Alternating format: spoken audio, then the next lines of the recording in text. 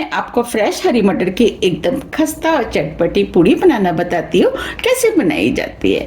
इसे आप सुबह ब्रेकफास्ट में बना सकते हैं या बच्चों के लंच बॉक्स में भी बना करके रख सकते हैं। उनको भी ये बहुत ज़्यादा पसंद आएगी। अगर आप सफ़र पर जा रहे हैं तब भी आप बना करके ले जा सकते हैं, क्योंकि खाने में होती ही इतनी टेस्टी है और इसे बनाना भी बहुत आसान है। झटपट बन के तैयार हो जाती है। तो चलिए देख लेते हैं इसे कैसे बनाया जाता है। हरी मटर की पूड़ी बनाने के लिए ये हमने 1 कप फ्रेश मटर लिए। ये हमने 1 इंच अदरक का टुकड़ा लिया, जिसे छोटे पीस में काट लिया, वो हम मिक्सी के जार में डाल देते हैं। ये 3 हरी मिर्च लिए हैं, इसे भी हम तोड़ के डाल देते हैं। मिर्च आप अपने टेस्ट के अनुसार थोड़ी सी कम या ज्यादा भी कर सकते हैं। अब इसके अंदर आधी टीस्पून जीरा डाल देते हैं। अब जो हमने मटर ली थी वो हम मिक्सी के जार में डाल देते हैं। अब इसके अंदर 2 टेबल स्पून पानी डाल देते हैं। अब मटर को मिक्सी से महीन पीस लेते हैं। ये हमने मटर को मिक्सी से महीन पीस लिया है। अब जो हमने मटर पीसी थी वो हम इस बाउल में डाल देते हैं।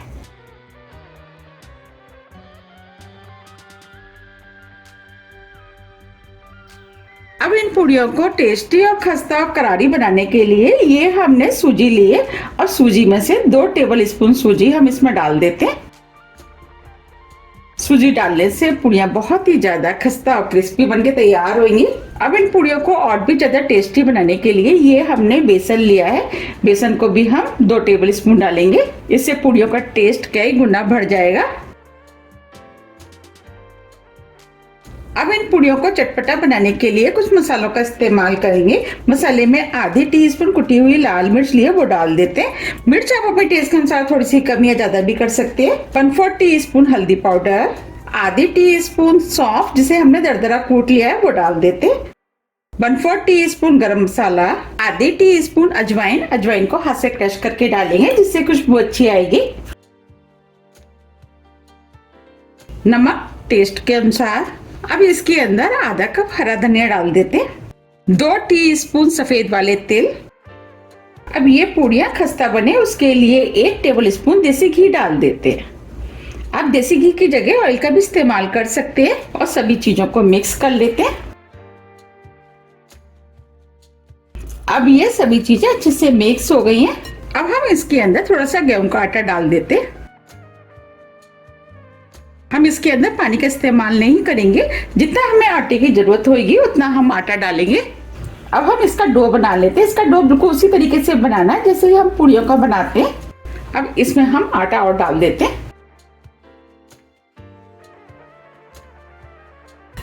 ये हमने डो बना लिया है। ये डो ना ही ज्यादा सख्त है और ना ही ज्यादा लूज। अब हम डो को थोड़ा सा और चिकना कर लेते हैं, तो हम इसके ऊपर थोड़ा सा घी डाल देते हैं और डो को इस तरीके से चिकना कर लेते हैं।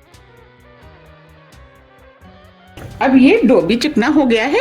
अब इस डो को 20 मिनट के लिए सेट होने के लिए रख देते हैं और ढक देते हैं।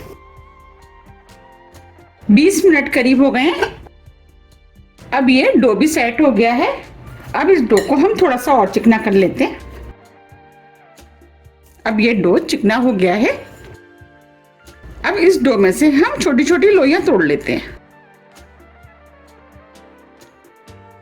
हम इस तरीके से छोटे नींबू के बराबर की लोइयां तोड़ लेंगे। पूड़ियाँ आप अपने टेस्ट के अनुसार थोड़ी सी छोटी या बड़ी भी बना सकते हैं।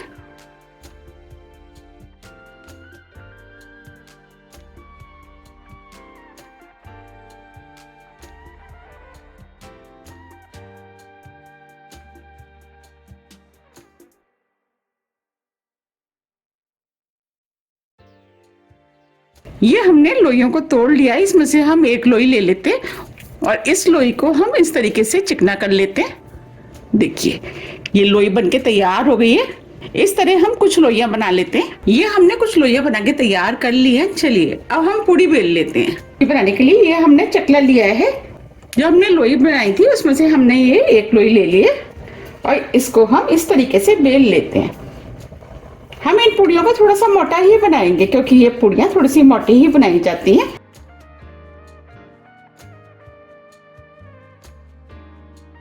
अब ये पूड़ी हमने बेल लिए। अब मैं आपको पास से भी दिखा देती हूँ। देखिए हमें इस टाइप की बिली हुई पूड़ी चाहिए। देखिए हमें इतनी मोटी पूड़ी बेलनी है। अब इस पूड़ी को हम इस प्लेट पर रख देते हैं। इस तरीके से हम 5-6 पूड़ियाँ बना के तैयार कर लेते हैं। ये हमने पूड़ियों को बना लिया है। अब हम इनको फ्राई कर लेते हैं। पूड़ियों को फ्राई करने के लिए हमने कढ़ाई में ऑयल गरम करने के लिए रख दिया था। हमें इनको फ्राई करने के लिए तेज़ गरम ऑयल चाहिए। अब हम ऑयल को चेक कर लेते हैं। तो थोड़ा सा डो हम ऑयल में डाल देते हैं। देखिए डो तुरंत ऊपर आ गया, इसका मतलब ऑयल गरम हो गया है। अब हम इसमें पूड़ी डाल देते हैं। पूड़ियों को इस तरीके से हल्के हाथों से दबाते हुए फुला लेते हैं। और आप चाहें तो पूड़ियों को इस तरीके से भी फुला सकते हैं। देखिए पूड़ी फूल गई है। अब हम इसे पलट देते हैं। अब कढ़ाई में हम दूसरी पूड़ी डाल देते हैं। इसे भी हम बिल्कुल उसी तरीके से फुलाएंगे जैसे हमने पहली वाली फुलाई थी। अब ये पूड़ी भी फूल गई है, इसे भी पलट देते हैं और इस वाली पूड़ी को हम निकाल लेते हैं।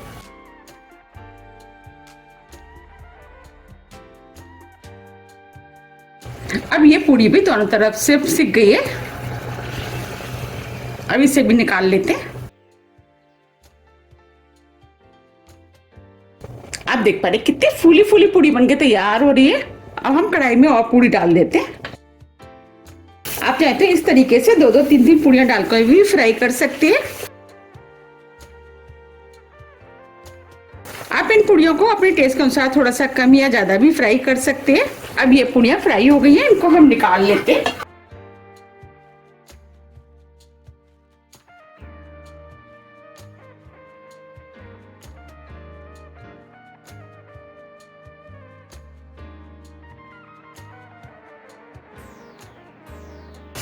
देखिए कितनी बढ़िया पूड़ियां फ्राई हुई हैं। इस तरीके से हम सभी पूड़ियों को फ्राई कर लेंगे। ये हमने सभी खस्ता और क्रिस्पी मटर की पूड़ियों को बना करके तैयार कर लिया है। आप देख पा रहे कितनी बढ़िया मटर की पूड़ियां बनके तैयार हुई हैं। अब हम पूड़ियों को सर्व कर लेते हैं। आप देख पा रहे कितनी बढ़िया खस्ता और चटपटी मटर की पूड़ियां बनके तैयार हुई हैं। ये पूड़ियाँ खाने में बहुत ही ज़्यादा टेस्टी लगती है। आप भी इनको एक बार ज़रूर ट्राई कीजिएगा, आपको भी ये बहुत ज़्यादा पसंद आएंगी। आप इन पूड़ियों को किसी भी फेस्टिवल पे भी बना सकते हैं।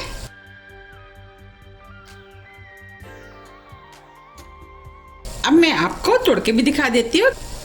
हम इसमें से एक पूड़ी ले लेते हैं। देखिए बनी है ना कितनी बढ़िया। अब मैं आपको दिखा भी देती हूँ कितनी क्रिस्पी और खस्ता बनी है।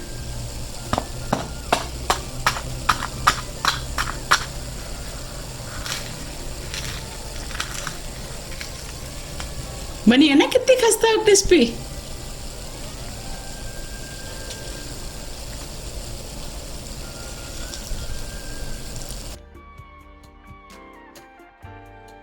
मैंने पूड़ियों के साथ बूंदी का रायता और टमाटर की खट्टी मीठी चटनी बनाई है। इसके साथ तो ये खाने में बहुत ही ज़्यादा टेस्टी लगती हैं। मैंने अपने चैनल पे काफ़ी तरह की पूड़ियाँ, रायता और चटनियों की रेसिपियाँ डाली हुई हैं। उन्हें काफ़ी पसंद भी किया गया है। आप चाहें तो मेरे चैनल पर जाकर के उन सभी रेसिपियों को देख भी सकते हैं। अगर आपको मेरी रेसिपी थोड़ी भी पसंद आती है तो रेसिपी को लाइक कीजिए, चैनल को सब्सक्राइब कीजिए और ज़्यादा से ज़्यादा शेयर कीजिए। अब हम फिर मिलते हैं इसी तरह की टेस्टी रेसिपी के साथ। जब तक के लिए नमस्कार।